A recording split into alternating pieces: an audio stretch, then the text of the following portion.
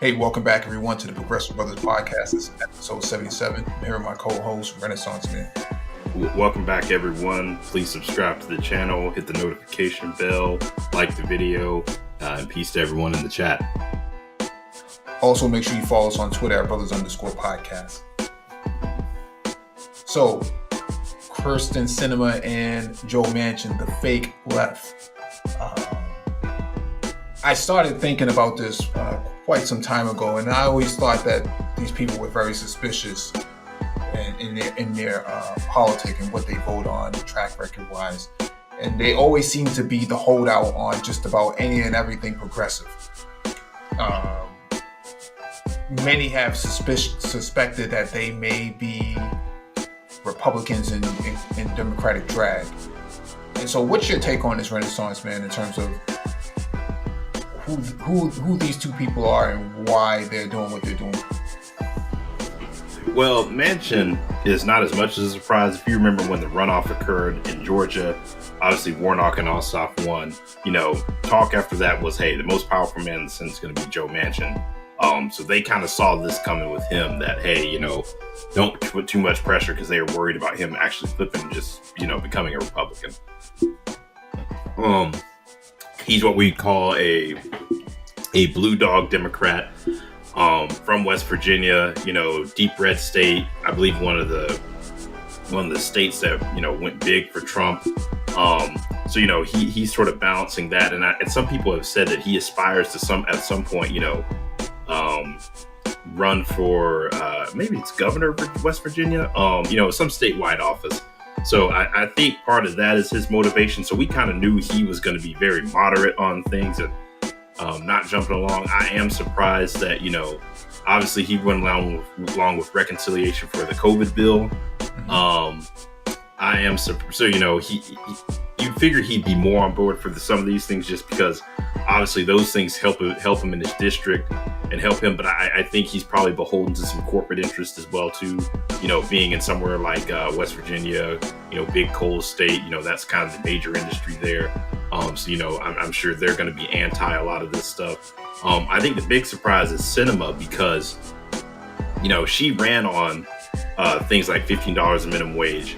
And voted it down, and there's already rumblings coming from people that they're going to primary her, progressives, just because she's been sort of that stumbling block that you didn't necessarily expect for, because a lot of Hispanics, a lot of working class, a lot of progressives voted for her in Arizona.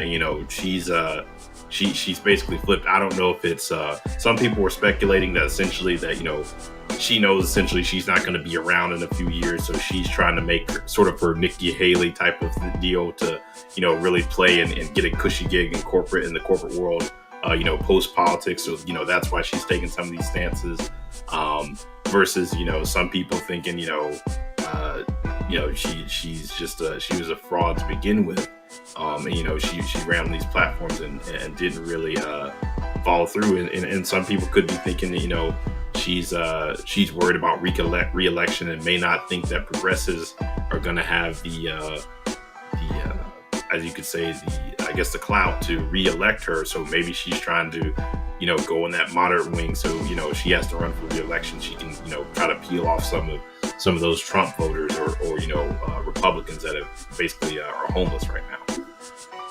Well, the thing is, Arizona is basically a purple state at this point. They have taken on a lot of your California liberals who have moved there as expats to maybe they lost their house in terms of a fire, but then with the pandemic you have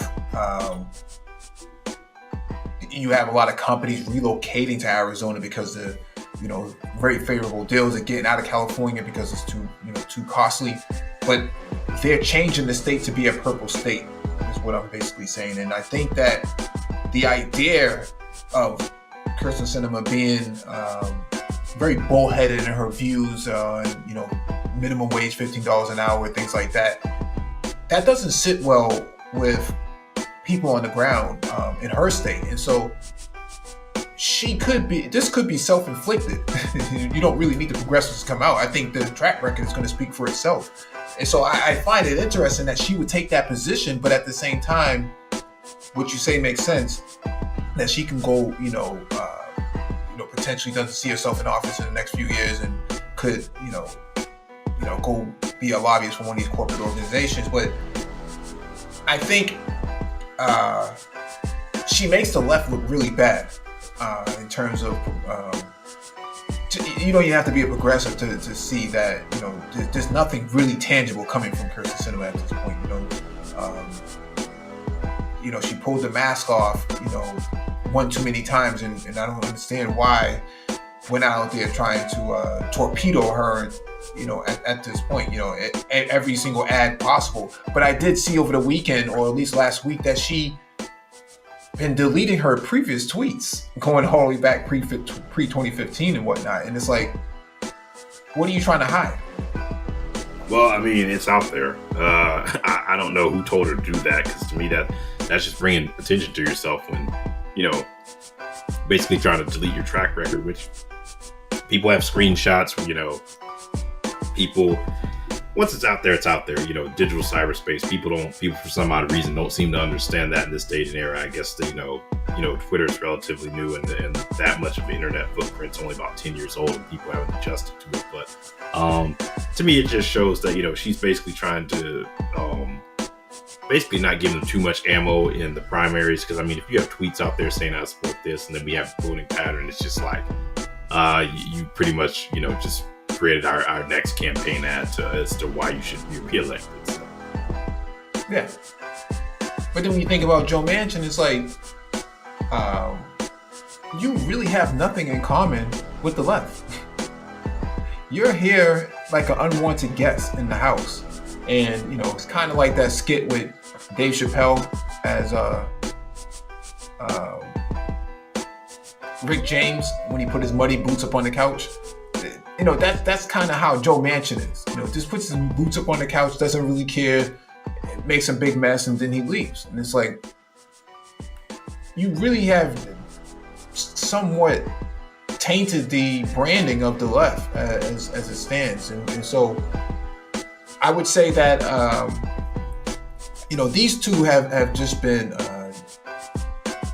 really not just so much as difficult to deal with, but not really worthy of the political life. They're like an avatar for everything that's bad politic-wise, politically speaking. And so people may not feel all that motivated to go to the polls when they hear and see people like Sinema and Manchin.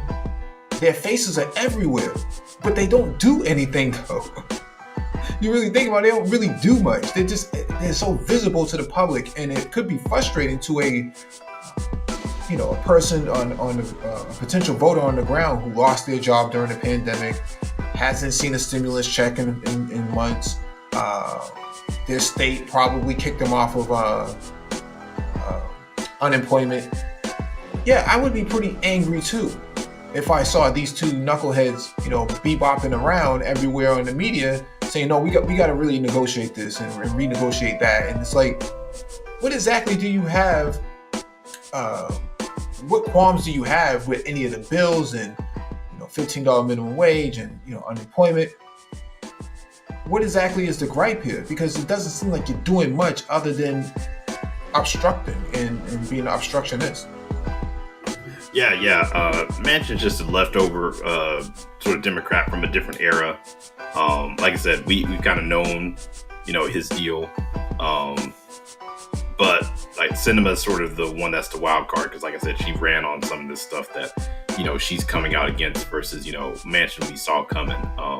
Manchin, really the route for him is going to be probably they'll either push him out of the party or, they'll just deal with him. But Sinema, I think, primary is definitely the thing that she's definitely going to have an uphill fight. As far as primary and Manchin, you can, but I don't see a progressive obviously winning statewide office in West Virginia. So if anything, it may just be, hey, you may piss off the wrong people, and they may put someone who's kind of moderate like yourself just to, kind of spite you in that sense. You know what I mean? Yeah. It's interesting when they talk about Joe Biden, they always call him Jim Crow Joe. But when I look at Joe Manchin, I kind of think he's Jim Crow Joe. he doesn't seem to be very favorable about anything progressive. And so I always find it interesting they put Joe Biden in that category, but they don't put Joe Manchin in that category at all. Well, I don't think they know who Joe Manchin is. They probably think Joe has a mansion. Yeah, exactly. I mean, when I hear people invoke that type of rhetoric about Biden, I'm like, okay, it's people usually talking about the crime bill and stuff like that, and comments taken out of context. So these are people I usually figure are not too politically astute. Yeah, I don't know what the party's going to do, how they would restructure, because I think these people kind of. Cinema and Manchin, I think they kind of basically vandalized the party's brand. I wouldn't say I wouldn't use that term, but they pretty much vandalized it with all types of derogatory insignias everywhere. Much like the Republicans are kind of lambasting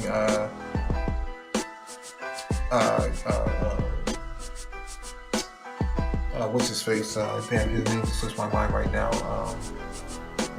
Her name slips my mind right now. Liz Cheney. And so,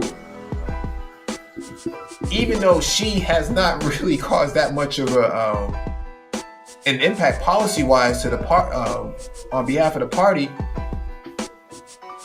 her ideology is where they have a problem with her. And look at the way they're treating her. But when it comes to the left, we don't really look at Manchin and Cinema in the same way.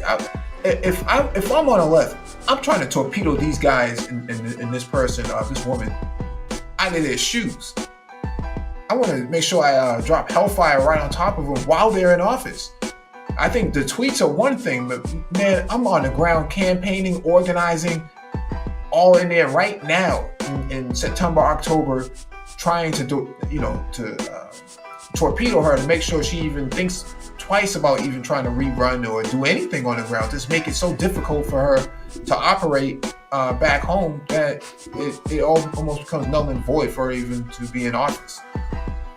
If I'm a Democrat on the left, right? Yeah, she's definitely going to be, I think, one of the main targets. Just because, like I said, she backed some of this stuff and now she's flip-flopped. So, yeah. All right. Like, share, and subscribe. Make sure you follow us on Twitter @brothers_podcast.